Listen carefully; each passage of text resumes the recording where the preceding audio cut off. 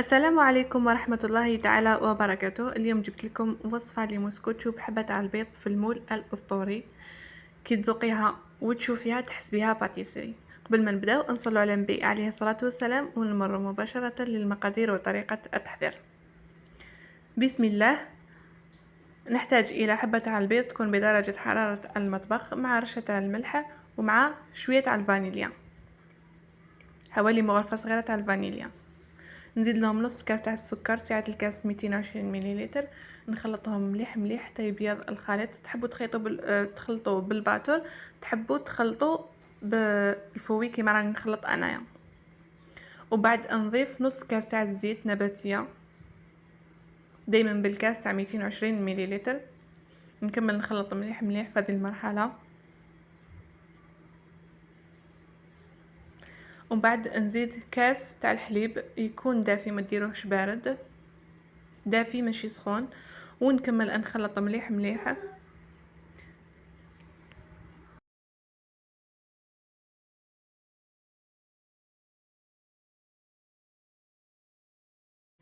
ومن بعد نضيف كاس تاع الفرينه، نغربلها ضروري مع كيس خميرة الحلويات ما يعادل 10 غرام.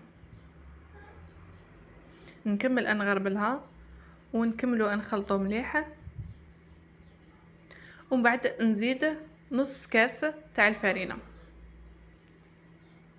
المهم في الاخير درت كاس ونص تاع الفرينه.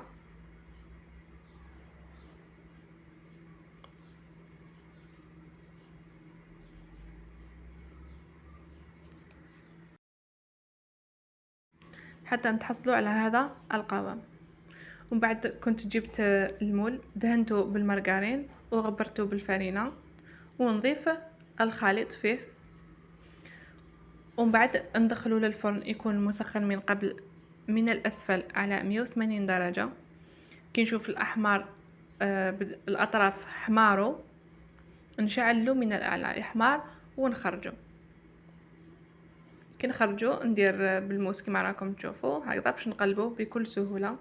راح يتقلب معكم بكل سهولة. نعاود نقلبوه، نخليه بجيه يبرد مليح ومن بعد نزينوه. تزيين اختياري، انا زينته بكريمه الشونتيي، طلعت نص كاس تاع الشونتيي مع نص كاس تاع الحليب بارد. نتوما تقدروا اللي ما كاش الشونتيي تقدروا ما ديروش كامل الشونتيي، تقدروا ترشوا السكر ناعم، تقدروا ديروا شوكولا ذايبه ولا تارتيني، يعني تقدروا تدهنوا بالمعجون وترشوا واش حبيتوا، سواء نواه كوكو سواء كاوكاو مرحي واش حبيتوا.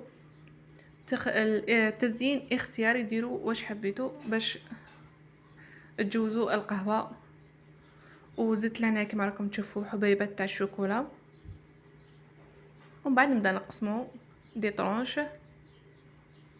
صدقوني هذه الوصفه درتها في وقفه 5 دقائق كنت وجدتها وشربنا بها القهوه ولا اروع. تجي كي تشوفيها المظهر شكلا ومذاقا كشغل راكي تاكلي في الباتيسري، جات ولا اروع. كي تجربوها حطوا لي رايكم في التعليقات. وهكذا نكونوا وصلنا لنهايه الفيديو. اذا عجبتكم الوصفه ما تنساوش ديروا لنا جيم وتحطونا رايكم في التعليقات وتشتركوا في القناه باش يوصلكم كل جديد من الوصفات. شكرا على المشاهده ودمتم بخير والى اللقاء في فيديو اخر ان شاء الله.